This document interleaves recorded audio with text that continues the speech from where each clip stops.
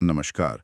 The middle class mistake में आपका स्वागत है। हम संचित तकसली की किताब द ट्रूथ अबाउट इन्वेस्टिंग के मिथकों पर गहरी चर्चा कर रहे हैं। हम अभी चैप्टर 9 पर हैं, लक्ष्य और दिशा के बिना निवेश। और आज हम बात कर रहे हैं मिथ 81 की। मिथ है कि वेल्थ बनाने के लिए निवेश के जो सामान्य थंब रूल्स हैं उनका पालन करना ही सबसे अच्छा ऑप्शन है।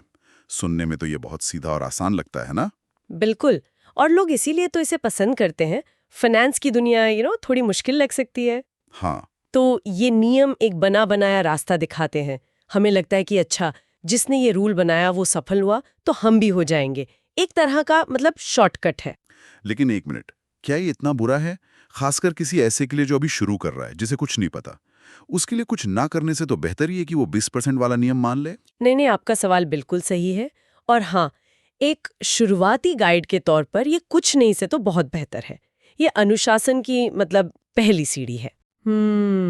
पर दिक्कत तब आती है जब ये पहली सीढ़ी ही मंजिल बन जाती है। लेखक कहते हैं कि लोग उस 20% के आंकड़े से चिपक जाते हैं। अच्छा, तो मतलब जो नियम मदद के लिए बना था वो ही हमारी ग्रोथ को रोक सकता है? ये तो बड़ी अजीब बात है। कोई उदाहरण है इसका? जरूर। 50-30-20 का नियम ही ले लीजिए। 50% जरूरतें, 30% इच्छाएं और 20% बचत। हाँ, ये तो बहुत पॉपुलर है। अब सोचिए, एक 24 साल की लड़की है, सॉफ्टवेयर डेवलपर है, अपने परिवार के साथ रहती है और महीने का 1 लाख कमाती है। उसके जरूरी खर्चे मुश्किल से 20-25 हजार होंगे। सही है। तो वो आराम से 60% यानी 60,000 रुपए बचा सकती है। समझ गया। लेकिन अगर वो 20% वाले थंब रूल पर चलेगी तो वो सिर्फ 20,000 बचाएगी। एग्जैक्टली। और बाकी के 40,000 रुपए वो तो फिर लाइफस्टाइल पर चले जाएंगे। नए गैजेट्स, बाहर खाना, घूमना फिरना, जिसे कहते हैं लाइफस्टाइल इन्फ्लेशन। एकदम सही पकड़ा आपने। और इसका जो नुकसान है ना, वो बहुत बड़ा है। वो एक्स्ट्रा 40,000 रुपए अगर हर महीने सही से इन्वेस्ट किए जाएं तो 10 साल में ही मतलब 1 करोड़ से ज्यादा का फर्क डाल सकते हैं। 1 करोड़, ये तो बहुत बड़ा अंतर है। तो एक नियम जो वेल्थ बनाने का वादा कर रहा है वो असल में वेल्थ को रोक रहा है। हाँ, वो आपकी क्षमता को लिमिट कर रहा है। तो फिर इसका समाधान क्या है? अगर ये बने बनाए नियम काम नहीं करते तो एक आम निवेशक क्या करे? समाधान ये है कि आप समीकरण को उल्टा कर दें। ज्यादातर लोग क्या करते हैं, आमदनी माइनस खर्चे, जो बचा वो सेविंग्स। हाँ। सही तरीका है आमदनी माइनस आपका बचत का लक्ष्य, और जो बचा उसमें आपको खर्च चलाना है। अच्छा। पहले तय करें कि आप कितना बचा सकते हैं, 30%, 50% या 60%। फिर बाकी पैसे में अपना बजट फिट करें।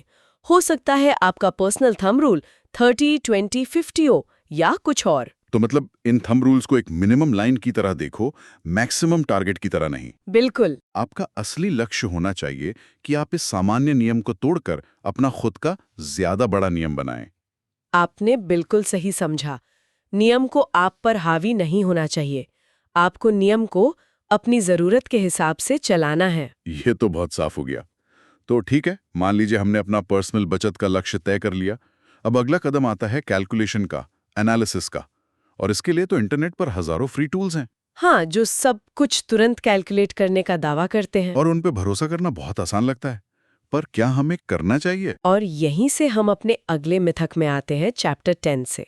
ये हमें एक बहुत जरूरी सवाल पर सोचने के लिए छोड़ जाता है। क्या? कि जानकारी के इस फ्री युग में अपना खुद का हिसाब किताब ना करने की असल में कीमत क्या है? इस पर अगली बार बात करेंगे।